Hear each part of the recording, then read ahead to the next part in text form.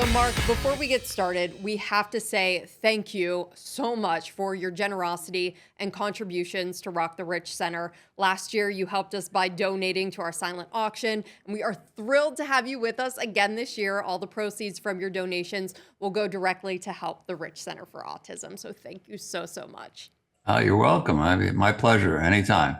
Absolutely. So, for those of you that are watching at home, Mark Weiss is a professional photographer whose name goes hand in hand, is literally synonymous with some of the most iconic shots ever taken during the 80s music scene, the decade that rocked, if you will. Mark has photographed almost all of the iconic bands that you think of when you think of 80s rock music, including Van Halen, Bon Jovi, Poison, After My Own Heart, and of course, Lita Ford, plus so much more. So, Mark, can you tell us all about those experiences in the 80s?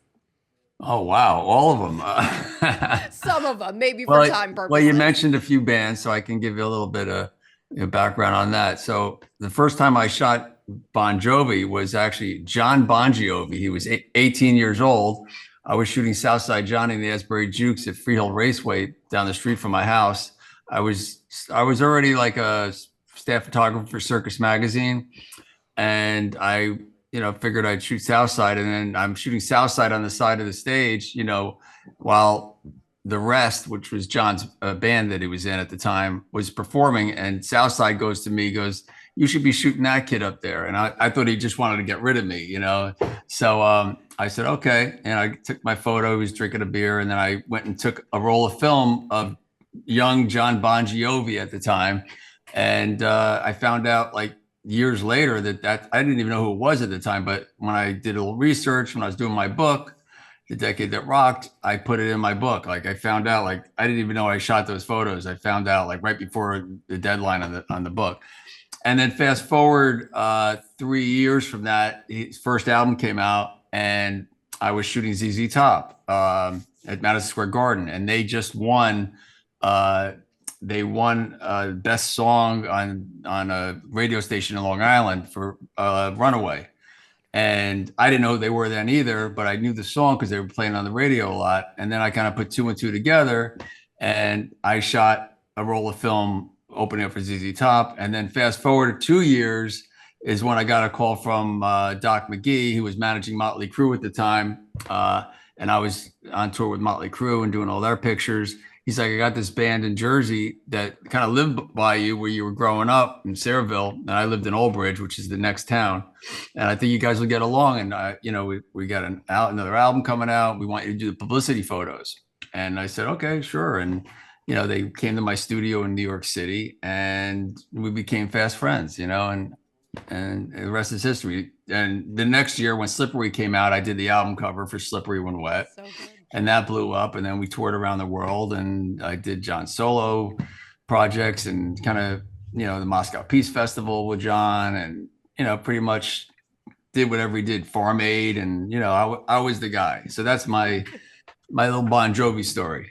That's incredible. I mean, you were basically at the start of some of these major careers. I can't even imagine not knowing who some of these people were and then seeing how they blew up after the fact. Yeah, it was fun, but it seemed like I know it didn't happen overnight, but to me, it seemed like it did. It's like, you do a photo shoot with me, you do some videos with some of the big video directors like Wayne Isham and Marty Kollner, and you get some promo, and next thing you know, it's on MTV. They're on the cover of the magazines, and they're selling millions of records. So it's kind of like a formula. So cool. So cool. So, Mark, we've seen you give your time and resources to numerous charity events. Where does your passion come from for helping those in need and organizations like the Rich Center for Autism? I don't play favorites. I play favorites to people that ask me, and then I'll do some research on what they're trying to help and their cause, and if it all works out with timing, and I can print some photos and send it to them, why not? It's not a big deal. I do sell my photographs on Morrison Hotel Gallery and on my website, anywhere from $600 to $5,000. I sign them in their editions. So if I can help out a cause that people are passionate about, why not? It's got to be foundation and legitimate. Those are the first things I check out. And then once I know they have the right foundation information, I'll pretty much, and every year I'll donate something like with you guys. That's a fabulous way of going about it, too. Can you tell us a little bit about what you're donating to Rock the Rich Center this year for our silent auction? Actually, yeah, I just printed it out. This is the test print. I'll see you guys are in for a treat. Look at that. Are you kidding Yeah, me? Lita Ford, and this is my first time I shot her in 1983, and this is the big one, 16 by 20. Okay, and I'll sign it. I didn't sign it yet because I just printed it. And this photo actually appeared. I just saw Lita over the weekend. She played at the M3 festival with. She opened up for David Lee Roth and a bunch of other bands. So good. Yeah, his first show in like 5 years, and so we did a magazine. My girlfriend and I, Mikkel, we have a magazine called Rocked, and we put David on the cover. And Oh man, back in the heyday too. Look at that. it's old school, and So and we have good. two covers. So we have Stephen Pearcy, who headlined on the third night. Sebastian Bach headlined on the first night, and we put a little thing on Lita, so that photo is in the magazine. And part of what we do with Rocked is we kind of grab interviews and quotes from the past, and we put them back in here. So it's interesting on where their mindset was instead of doing a brand new interview. But with Lita, where past is present. So we do a little bit of the past and we talk about the present. And and here's another one of Lita that. And those are iconic images. Like back in the day, those were everywhere. So we're doing the pinups, and then we have the centerfold. You ready for this? Sebastian Bach. And that's like the photo of him too. That's the one that everybody had up on their wall. That's it. And it's also going to be it's also that photo of Lita is in my book. And then we're going to be also auctioning this off called The Decade That Rocked. And that's your book, correct? That's the book. This is 6 pounds, 1 ounce. And it's a big coffee table book. And inside this, you get some goodies. We have another little poster centerfold of Lita. And we're going to throw in one of Vince Neil too, where, on my site where you can, buy a signed copy from me, we will include these in different bundles. And then, oh, wait a minute. Maybe we'll throw in a few photos too in this one bundle thing. We'll have the David Lee Roth photo. We're spicing this up. We have Warren and Steven, who was headlining M3. This is an M3 package, and Sebastian. So I'm going to throw all these in a bundle, and I'm going to sign it right now to whoever is going to get it. Check it out. We're getting the exclusive Okay, too. here we go. Mark is signing it live. I have all the good. So can you tell us, are there any backstories about any of these prints, like anything that really stands out in your mind? Look at that. So cool. Sorry. You said the Lita photo is one of the first times you actually shot her, correct? That's right. That's right. It was for Faces magazine. And see, back in the day, there was magazines like Circus and Faces. And Lita was actually on the premiere issue of Faces magazine. And I always wanted to photograph her from because she was in the Runaways, and what photographer wouldn't want to shoot the Runaways? And then when she went solo, I had the opportunity, and Faces was just starting out and everyone wanted to be in the magazines, and we became fast friends. And then, through the decades, we stayed in touch. I kept shooting her. In 2012, she did an album called Living Like a Runaway, and she came into New Jersey to my studio, and we did it on the railroad tracks, and there's some funny stories on that.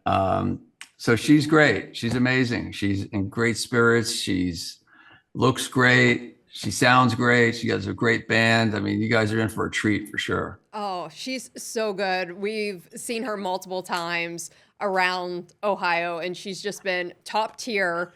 Still so good. You've worked with Lita extensively. She's even mentioned you as one of her favorite photographers multiple times. What does that mean to you, having that relationship with her? Yeah, it's awesome. I mean, we've both been doing this for so long, and it's great to, I always say when I photograph someone or a band, it's like having 4 or 5 new friends. And I take pride in keeping those relationships going, whether they're still playing clubs or arenas or stadiums. We all like kind of grew up together. It was like kind of like a high school. And every time we go like at these festivals and like the Monsters of Rock cruise that I was at, it's like a high school reunion, and it's fun. Even for the people in the audience, it's like a high school reunion because we're all cut from the same cloth. And music is so different today.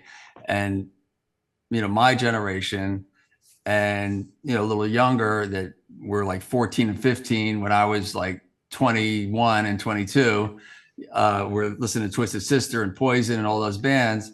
uh they were it was just a special generation, and it's like that generation just never grew up, and they're young at heart, and you see them at the concerts, and they're just something about that decade. It was the MTV videos that made these rock stars larger than life, like superheroes, and to kids that are 13 and 14 and 15, they just resonated, and it just stuck in their mind, and they're still playing these clubs and theaters and arenas and stadiums. I mean, it's amazing.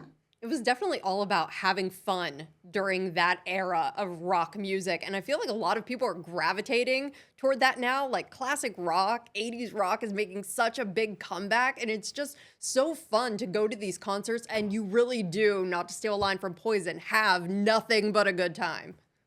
That's true. Well said. So, obligatory question for you. Have you, through any of your travels, ever made your way to or through Youngstown, Ohio? I'd have to plead the fifth because I don't know. Whenever I jumped on tour buses, like from with Rat to Ozzy to Motley, and I never knew where it was. Anytown, USA. I mean, I wish I had a map diary and I like X'd it off or something, but I never did that.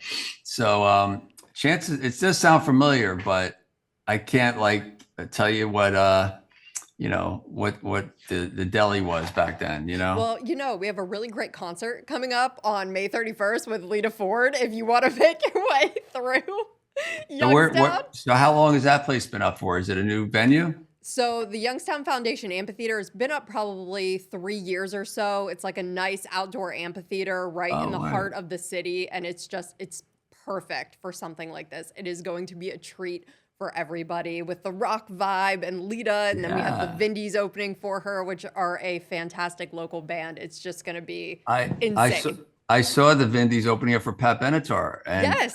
out at the Count Basie, and I was like, at first it was the lighting was kind of dark, and I didn't think they had an opener, and so I thought it was Pat Benatar band, and then this girl comes out. I'm like, oh, she's pretty, She got like. pipes.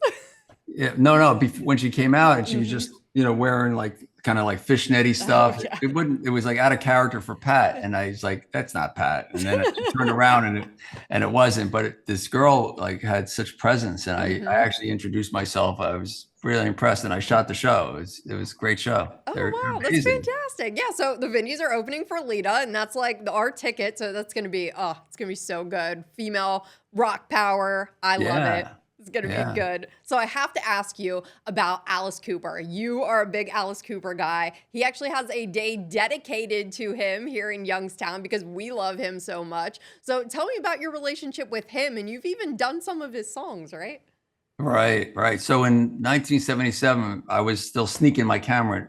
Backstory to the listeners that don't really know my backstory. I was 12 years old and I was mowing lawns, and this one guy had a really high lawn, and I knocked on his door. I said, "Do you need your lawn mowed?" And he's like, "No, no, kid, I do it myself." And I said, "It doesn't look that way." And he kind of smirked, and he came back with this camera. He said, "I'll tell you what, kid, if you mow my lawn for the season, I'll give you this camera, this 35 millimeter camera, which I have like hanging right over there still." And I said, okay. I figured I would just like pawn it, after the summer for a couple $100. Anyway, I didn't. It stood there in my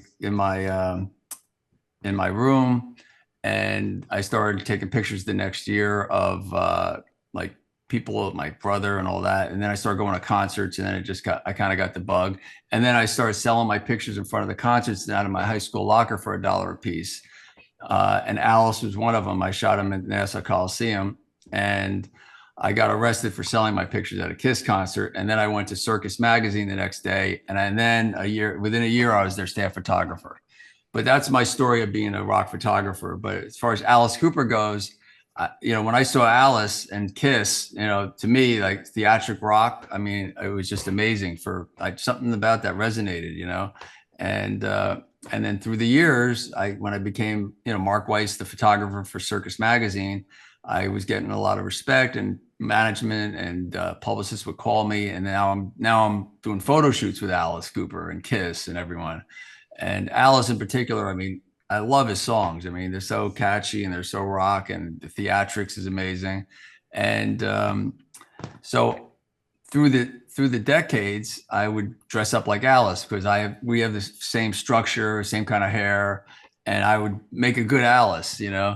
But then maybe like when the release of my book, The Decade That Rocked, we did a show where I was dressed up like Alice, and we did a live stream. It was COVID time. It was like right when my book was released, right when COVID came out. It couldn't have been a worse time. So we did this streaming at this museum, Monmouth Museum, and I had all these people call in, and I would be dressed like Alice, like talking to them. And then at the end of that, we had a concert with my friend Keith Roth, who's the singer in the Dictators now and on Sirius XM. Mm-hmm. And he got a band together. We called Keith Roth and the Ghouls. And then they brought me out, and I was like Alice Cooper. I did this whole thing where I was photographing Alice, like we did a double take. It's on my YouTube channel, and The Decade That Rocked. And it's pretty entertaining. It's like me shooting myself as Alice Cooper, talking to myself, and then going in to this makeshift dark room, and then drinking this potion, and then turning into Alice Cooper, and then singing with Keith Roth and the Ghouls, and it was pretty cool. And then a couple of years ago on Halloween, my friend Charlie Reese, who has the X5 podcast, invited me down to be Alice Cooper with a friend's band, and I played Alice in front of thousands of people, and that's online too. So it was fun. I was a little nervous, but I pulled it off. I love that. I love listening to Keith Roth on Hair Nation every day driving to work. So like as soon as you said his name, I was like, because I just have his voice embedded in my head. Yeah. So we were talking over email about Rocked Magazine. You are really on the forefront of trying to bring back like the centerfold, people putting these iconic images on their walls. Can you talk about that a little bit more? Well, yeah. So, I mean, my book, The Decade of the Rock, it took me like over 5 years to produce. I went through writers and designers, and it finally came out, and it was great. It's very successful, still selling, but it's been 5 years in June, and I kind of I want to do another book, but I'm like not ready for the commitment yet. But to do a kind of like a quick fix is like a magazine where it's like, you can pull it off. And my girlfriend, Mikkel, I wouldn't be able to do this without her because she's designed this whole thing. So I had to kind of talk her into it. And we did one a couple of years ago for the Monsters of Rock cruise where we had all the bands, and we did all the, we put all the bands on it. You see, so every band that's in here and in the magazine, and all the pinups was on the cruise, and we sold them on the cruise along with my book. But it's a little lighter to handle, and it's not as pricey as my book. So it kind of worked. And then we did it again a few months ago, and we sold out and did good. And then when the M3 came out, I figured, all right, let's do another one with David Lee Roth and some of the people that are on that. So we want to turn it into a monthly would be awesome, but we don't want to bite off too much that we can't chew right now. So we're going to probably do a bi-month, like every 2 months, or 3 months, or maybe 4 times a year. But we really need to, for the funding, we need like a Kickstarter to do it. But with that, they're going to get their money's worth because they're going to get the other magazines that we already have. It's not like you're gonna have to wait for anything. Mm-hmm. You'll have something. Plus, I'll have my photos like you just saw in different tiers, and my book also signed and even do like a cameo with me if any photographer, because I'm mentoring other young photographers to pass on, so that in 20 years when I'm 85 and I can't hold my cameras anymore, they'll carry on the torch with whether it's new bands that inspire them. So I'm just trying to do something where this decade isn't forgotten. And I feel like these magazines and the pinups and a lot of these shows, like when I went to M3, were a lot of young people, a lot of young, dedicated people that want to help, that are journalists and are photographers. So I just want to be a little catalyst to help their careers out if that's what they want to do. And have some fun, not running around lugging my cameras around and just sitting back, in retirement, and I could kind of guide them through to see where they go. So to me, that will be interesting to me when I'm 80 or 90 or however long I make it. You know what I mean? So. Well, before we leave you, is there anything else that you want to add either about Rock the Rich Center, your photos, Rocked, or anything you have going on personally in your career? Well, I'm working on a screenplay. I don't know where it's going to go, but it's just something I've been wanting to do, and I just started it. It's kind of like a little bit of like Wonder Years meets Almost Famous, and it tells my story, and there's some drama in it too, and a little bit of poetic license for some juicy parts. So that's kind of, I'm having fun with that, and just branding and doing gallery shows. I have a gallery with, I'm involved with Wentworth Gallery. Actually, I just found out yesterday that I have, I did all the Twisted Sister album covers, or the Stay Hungry with the Bone, and also the Come Out and Play. And the Come Out and Play is a manhole, and Dee came out of it, out of the manhole. And I have the manhole, and I have the street, and I have all we wrapped him up like a mummy, and we had the fingernails. So I have all that in the artwork because I art directed it as well. And it's been sitting at the Hard Rock in Florida in their memorabilia department. And I just got a call from the director over there, and he said, because they want to put it in the Vegas one, and that's not going to be open for a couple of years. And he just told me that there's going to be at the Grammy Museum in Mississippi. They're doing. They might want to feature it. So fingers crossed. There might be some exhibition of the manhole and some other things. So it's coming up on the 40th anniversary in October of Come Out and Play. So and then I'm going to be doing another book, which will be a kind of more, it's similar to the Decade That Rocked, but it's going to be more about the hair era, when the bands had the highest hair. So it's the Decade That Rocked is more about my story and how I did the shoots and my relationships, and this one will be more about the hair. So that's which was exciting. Also a big part of it, and still so fun. Yeah. And and the Kickstarter, if you go to Rocked Mag, that's rockedmag.com is our website, and it's all our tags. So if you go there and you sign up on the mailing list, we'll let you know when the Kickstarter starts, and you can buy the magazines online, and I'll sign it if you want me to. So I just say, keep rock alive, keep going to shows. And the tribute bands are amazing. There's some great tribute bands out there that are carrying the torch, because these bands aren't, they're going to stop playing. A lot of them already did. So, we need those tribute bands to do a good job and to keep it alive and keep it fun. I definitely agree. Well, Mark, thank you so much again for setting aside your time and sharing your talents with us. Your participation in Rock the Rich Center has meant so much to us. And if you're ever in the area, please let us know. We would love for you to stop through Youngstown.